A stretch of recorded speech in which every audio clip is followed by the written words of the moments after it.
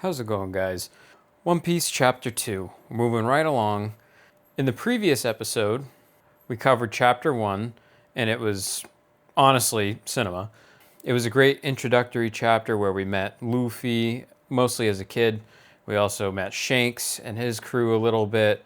We got a good feel for opening themes that might be expanded upon throughout the series.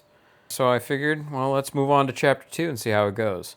Right away, I noticed in this chapter that we actually get to see Luffy in his little dinghy boat and the little barrel that he ends up hiding in.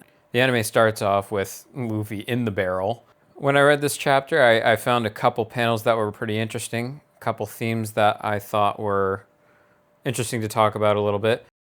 I do love the cover art here, though, too, with the little with the little striped flamingo, whatever the heck that is. I don't know if that was like a prototype for, the Duck Squad from Alabasta, maybe. I don't know. I do love the perspective of Luffy and this big bird, kind of extending out of the page into the world a little bit. The first thing I wanted to talk about was Alvida's introductory panel here. Alvida is the first major pirate antagonist. This is that first moment where I really don't care for Oda's character design.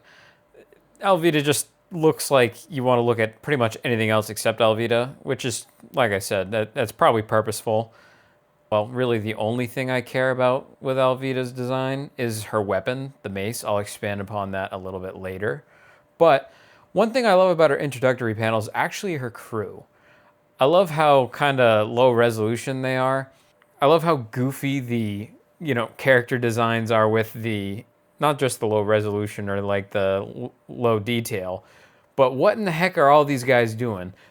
My favorite character in this crew is the guy who's kind of busting it down by the back wall. That's probably like the best piece of this whole thing. I don't know what Oda was thinking when he was drawing that. It's hilarious to me. And then I'm very curious as to what the guy on the upper deck is doing. I mean, he's literally just not. He doesn't seem to have any valid tool. It looks like he's just holding a stick up there. It's just they're all like surprised. Their faces are so funny and, not so serious. On his character designs, I don't know if he's trying to be goofy. Like, that's just how he was trying to bust out like a quick crew to move on to like the more important things of the chapter, maybe. My favorite detail of the panel is probably the rope in the background coiled up.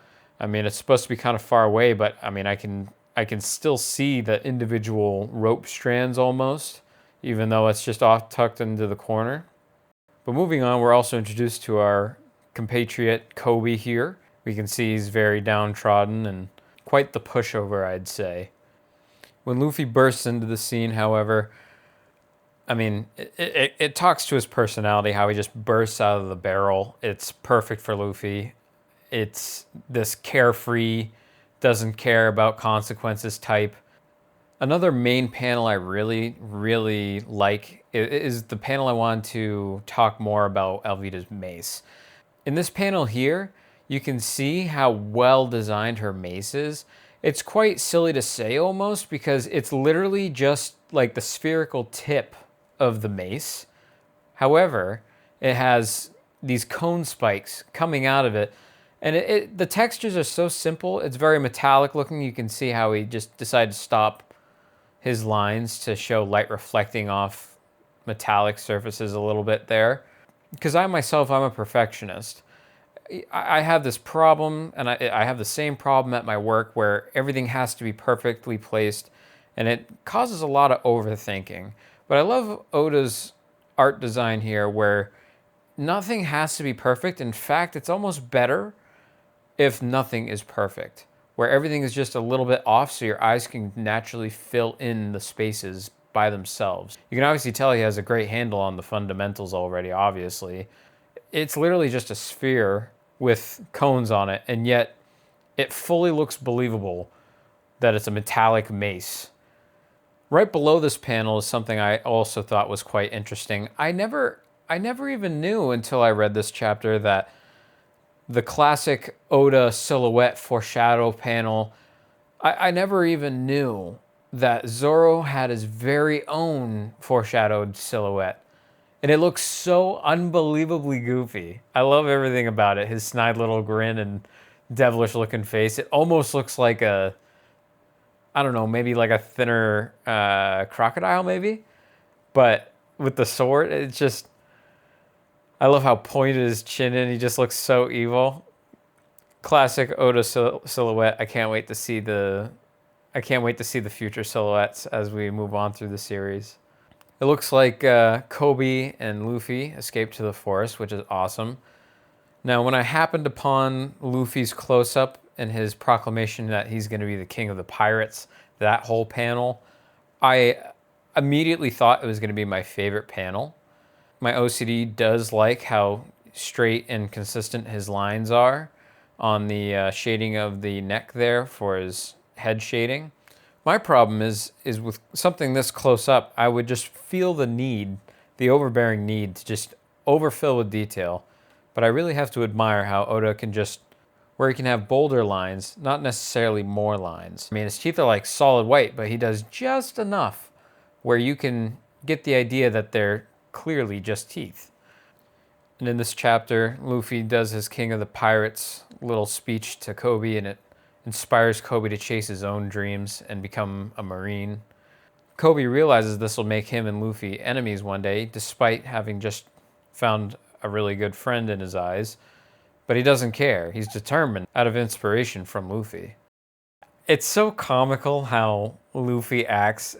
I miss this a lot because he's not as comical outside of Gear 5th these days in the anime or the manga, at least in my opinion.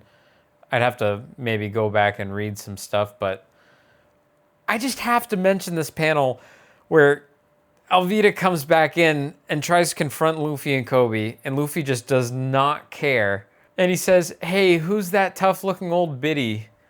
Like, I didn't realize that this term existed, or this has to be like some sort of mistranslation, like an old mistranslation. I don't know if it was just like, a bad official translator back in the day, but I honestly wouldn't want it any other way. I could totally see Luffy using that term unironically. And I just love all the faces of her and her crew, just completely jaw on the floor, or not on the floor, right? Just complete jaw dropped. Every single one of them using the same face. I love how he draws his comedic faces. It's just wholesome to me. And then we have my favorite panels a little bit later on down the line here.